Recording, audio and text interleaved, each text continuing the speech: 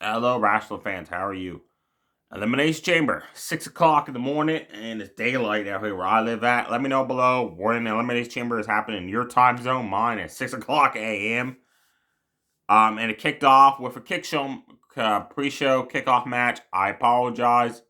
I did not watch that match because the last 2 years when WWE Raw or SmackDown, when they do a pay-per-view, they don't have a kickoff match. They always 1 hour straight of talking.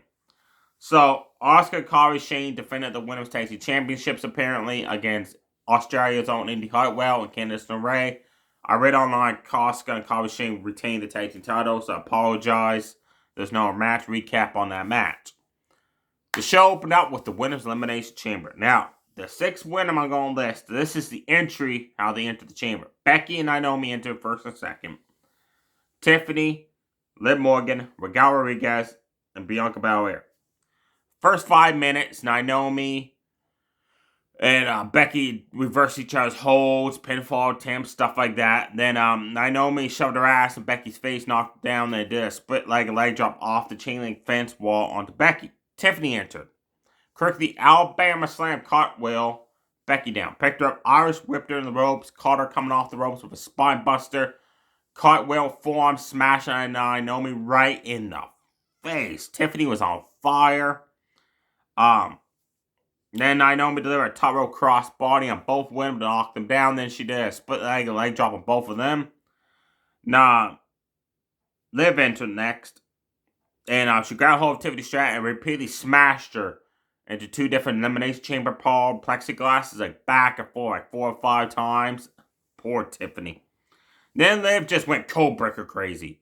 I don't know how many code breakers she delivered for the whole chamber on everyone, but she must have a record for the most code breakers in one match. Damn. Naomi climbed on top of a chamber pod. Liv had double stomped Tiffany across the back. Notice Naomi was on top of the chamber pod and waited Naomi to come off and deliver a top rope blockbuster. Suddenly, Tiffany Stratton rolled her up and eliminated her. Once Naomi was out of the chamber, action really picked up. As I thought for the first 5 to 15 minutes when Naomi was still in it, it was slow paced. There was even one point in the match where she walked around and waited for Tiffany to kick her in the guts. Stuff like that. But then, like I said, once she was eliminated, it really picked up. Raquel entered. She repeatedly put Becky in one place in the chamber. Irish whipped Liv Morgan into an other spot in the chamber. And then did the same to Tiffany. And then she each repeatedly smashed them into the chamber wall. Then Liv and Becky double team DDT Raquel. And then Tiffany, they all piled on top of her. Raquel kicked out, of course. And then she just started cleaning house, running big boot to Liv in the corner. And then did the top rope elbow drop onto Liv. Bianca's chamber entered. She came out. And for some reason, she's gently placed Tiffany Stratton in the chamber pod. I thought that was funny. I don't know if she was planning on beating her up afterwards or not. She quickly targeted Becky Lynch. Bianca did. Knocked her down. Then did a running moonsault onto Becky and Miguel Rodriguez. She started cleaning house. Tornado DDT Miguel off the chamber wall. That was impressive. Then she started showboating and all that. Then every time somebody would do a move on her, she'd do like the HBK style lip up, right? And just dominate. Then somebody else would do a move on. Then she'd jump back up and start dominating again. Then Morgan placed her on the top rope and punched her ass cheeks like a dozen times. And that took it out. That took care of Bianca for like 5 minutes. I thought that was funny. Then Tiffany Stratton placed Miguel Rodriguez at the top rope and just punched the living shit right out in her face with forearm shots. That was nasty looking. Then Tiffany delivered a top rope, swanton bomb off the top of a chamber pod onto Becky, Bianca, and Miguel Rodriguez. That's what my intro picture looks like. The aftermath of that swanton bomb off the chamber pod. Tiffany was on fire, got up, and then Liv Morgan, Oblivion, eliminated her. Bianca Belair went for the KOD driver. Liv countered that into a code breaker. Becky went for the rock bottom on Liv. Liv countered that with a code breaker.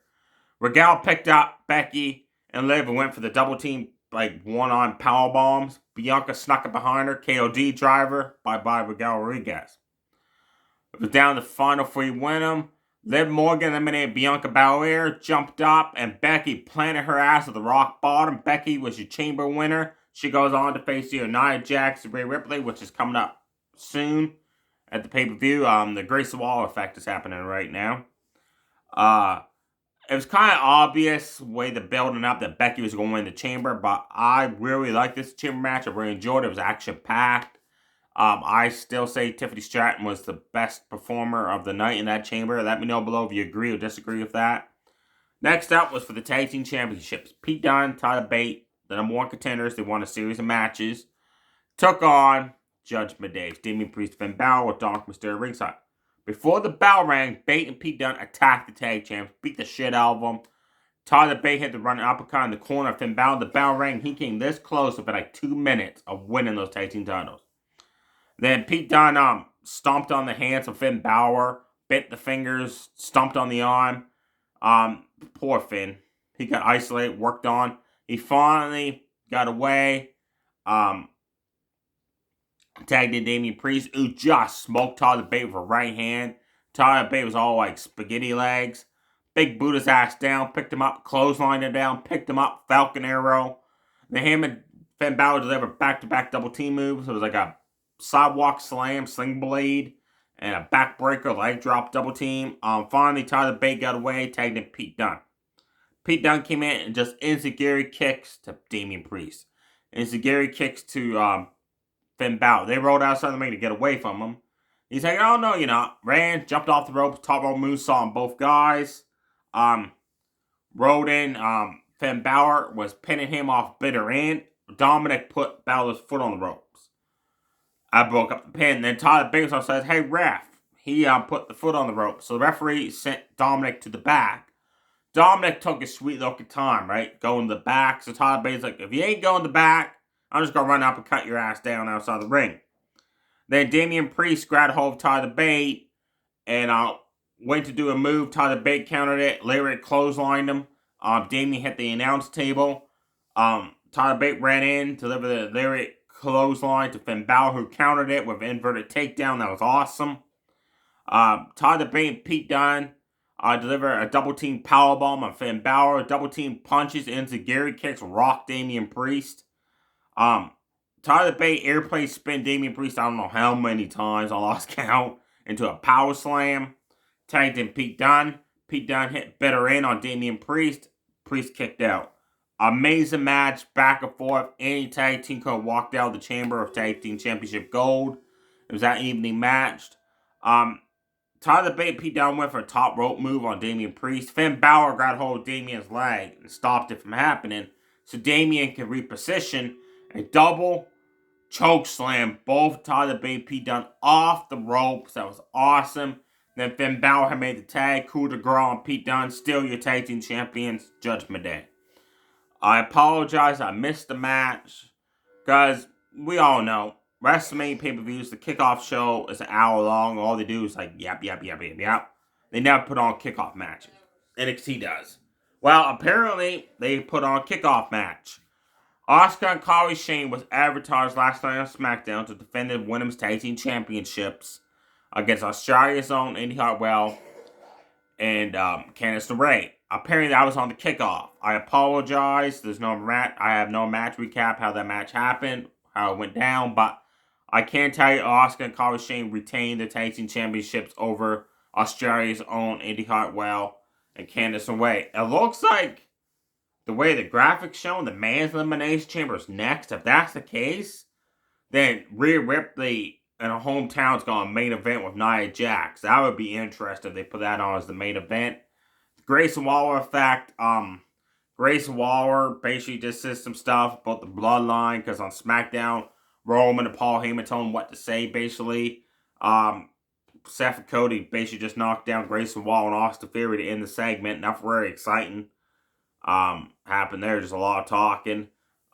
Grayson Waller got a huge ovation because he's from Australia. Judgment Day got a huge standing ovation when they came out. That was amazing. Not Dominic, but the other two. That was funny. There you have it, folks. Get ready. It looks like to watch the Man's Chamber next. We'll see who's going on to face Seth Rollins at WrestleMania. I'm saying here, Drew McIntyre. I hope it ain't true and the rumors Randy Orton. I'm worried. Hope it's McIntyre. Stay safe, everybody. Too sweet. Bye.